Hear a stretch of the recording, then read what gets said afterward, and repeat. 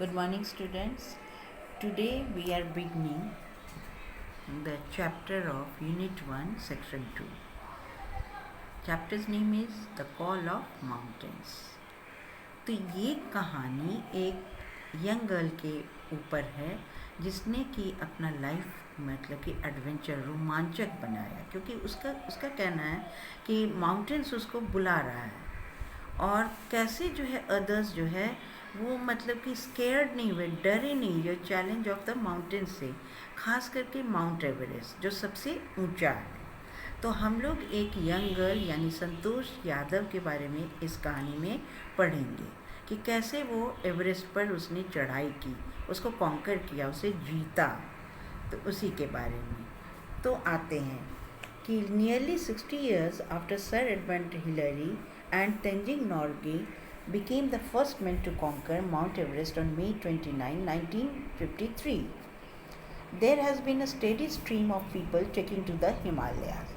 तो लगभग 60 years बाद जो सर एडमंड हिलेरी और टेंजिंग नॉर्गे ये फर्स्ट मैन थे कि इन्होंने कॉन्कर किया माउंट एवरेस्ट को मई 29, 1953 में। अब क्या हुआ कि धीरे धीरे मतलब कि बहुत सारे लोग हिमालय पर गए। Until Tenzing scaled the Everest, it had defeated all its challenges.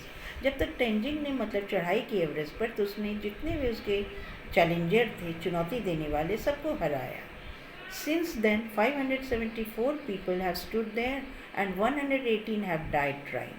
तो तब से क्या हुआ कि 574 पीपल वहाँ उन्होंने चढ़े और 118 पीपल वो उन्होंने कोशिश की लेकिन मारे गए।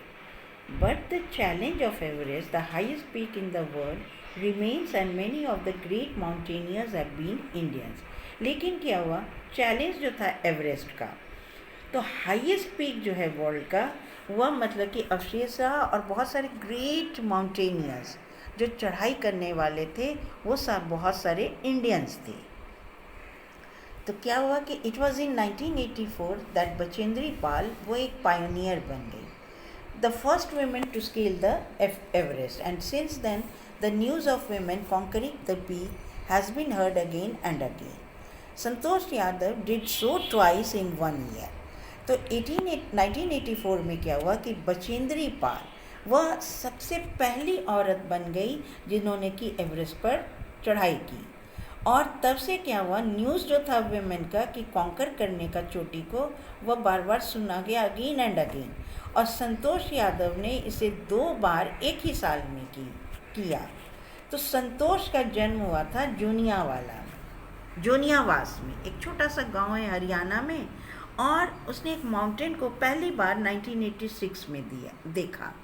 माउंटेन्स ने उसे आकर्षित किया, अट्रैक्ट किया, लेकिन वही एक अकेली बच्ची थी अपने 5 भाइयों में, और किसी ने उसको कोई उत्साह नहीं किया, बढ़ावा नहीं दिया। वो लगभग भाग गई घर से कि ज्वाइन करेगी ये जो माउंटेनियरिंग इंस्टीट्यूट था जिसमें कि चढ़ाई करने के तरीक़ों को बताया जाता था कि कैसे चढ़ें, उसमें जाके उसने ज्वाइन किया। 6 साल में मई 1992 में वो पहली मतलब कि उसने झंडा फहरा दिया ट्राई कलर, जो मतलब एवरेस्ट के टॉप पर उसने ज्वाइन किया, जो कि सेलेक्ट बैंड था 15 वीमेन का जिन्होंने कि highest peak in the world पर चढ़ाई किया। वो पहली और ओनली वीमेन थी वर्ल्ड में कि जो माउंट एवरेस्ट पर कई बार चढ़ी, और जिसमें कि शामिल है 2 उसका सफलतापूर्वक क्लाइम्स लेस देन 1 ईयर में, माने 1 साल से भी कम में उसने 2 बार वहाँ पर चढ़ाई कर लिया। तो जो लोग के एस्पायरिंग हैं कि वो माउंटेनियर बने, संतोष यादव और तेंजिंग नॉर्गे वंडरफुल एग्जाम्पल्स हैं कि ह्यूमन स्पिरिट क्या कर सकती है। कि वो कह रही है where there is a will there is a way, जहाँ चाह है वहीं राह है। ये उसने लोगों को दिखाया। पहला कदम जो भी हो उसने ढूंढा, कैसे जो है वो चढ़ाई करे, सही तरीके से बेस्ट प्लेस चुना कि जहाँ से उसको इन्फॉर्मेशन मिले इंडियन माउंटेनियरिंग फाउंडेशन से, जो कि कंट्री का एपेक्स है कि बॉडी है माउंटेनियरिंग और एडवेंचर स्पोर्ट्स का। फाउंडेशन हुआ है 1958 में, यह ऑर्गेनाइज करता है और स्पॉन्सर करता है माउंटेनियरिंग एक्सपेडिशन को नेशनल और इंटरनेशनल लेवल पर। होल्ड करता है वो, यानी एनुअल कैंप्स भी करता है ताकि ट्रेनिंग दे यंग इंडियन माउंटेनियर्स को, यानी बॉयज़ गर्ल्स सबको। एडवांस उसके पास टेक्निक है क्लाइंबिंग का, और वो स्कॉलरशिप भी देता है जो लोग की मतलब एफोर्ड नहीं कर सकते हैं, पैसा नहीं लगा सकते हैं ट्रेनिंग में। तो इस तरह से इसने जो है उसको मतलब कि पहला इसका ये कदम था कि उसने वो उसमें मतलब कि ज्वाइन किया उस इंस्टीट्यूट को। तो ऑर्गेनाइज किया टूर्स को, मतलब कि ऑर्गेनाइज टूर्स एवरेस्ट पर काफ़ी एक्सपेंसिव है, खर्चीला है, और इसमें सावधानी पूर्वक गाइडेंस भी चाहिए कि कोई उसको गाइड करे, उसको बताए, और प्लानिंग भी चाहिए। पीक्स को बुक करना पड़ता है, वेदर फोरकास्ट को अरेंज करना पड़ता है। इनफैक्ट में उपलब्धि एयर और लैंड सर्च का और बचाव ऑपरेशन का, कि अगर कोई एक्सीडेंट हो गया, सीरियस कोई बीमार पड़ गया माउंटेन्स पर, उसको भी इंश्योर करता है। मैप्स को जो है सावधानी पूर्वक पढ़ी जाती है और रूट को तब प्लानिंग किया जाता है। 13 डिफरेंट रूट्स हैं जहाँ से कि एवरेस्ट जो है उस पर चढ़ाई की गई पिछले 40 सालों में। अक्सर समिटर जो होते हैं, जो उस पर चढ़ाई करते हैं, उस पर जाते हैं, उन्होंने पारंपरिक साउथ पोल रूट को चुना जो माना जाता है ईजियर, लेकिन कोई भी रास्ता आसान नहीं होता है। सबसे डिफ़िकल्ट जो कहलाता है वो साउथ पिलर रूट होता है। अब यहाँ पर क्या है कि एडेप्शन, एक नए क्लाइमेट में हमको क्या करना पड़ता है कि अपने आप को उसमें ढालना पड़ता है। तो जितना ऊंचाई पर हम जाएंगे उतना हमको ठंड मिलेगी, ठीक है। उसमें ढालना बहुत ही इम्पॉर्टेंट हो जाता है। जैसा कि पीपल यूज्ड हो जाते हैं लो टेम्परेचर और लो प्रेशर। हम लोग जो नीचे रहते हैं तो हम लोगों का टेम्परेचर लो होता है और प्रेशर भी लो, लेकिन जितना ऊंचाई पर जाएंगे प्रेशर उतना हाई, टेम्परेचर भी उतना हाई। तो माउंटेनियर्स को बिताना पड़ता है लगभग 2 से 3 हफ्ता बेस कैंप पर। इसके लिए शेरपास यानी तो जो वहाँ पर पोर्टर होते हैं, कुली होते हैं, वो कैरी करते हैं लोड लोअर कैंप्स तक और सेट देम करते हैं फाइनल स्टेज कि क्लाइंबर को जो है, जो चढ़ने वाले हैं, उनको अपना सामान अपने साथ ले जाना पड़ता है। अब टेम्परेचर जो है ये समिट कैंप का, यानी जो जहाँ तक चढ़ाई होती है उस कैंप का माउंट एवरेस्ट तक, वह -40 डिग्री से -50 डिग्री सेल्सियस तक होती है। लेकिन स्टॉर्म्स और जब कि स्नो स्टॉर्म हो जाता है, हाई विंड हो जाती है, कुछ दिखता नहीं है, तो ये जो है इसका टेम्परेचर और भी ज़्यादा गिर सकता है।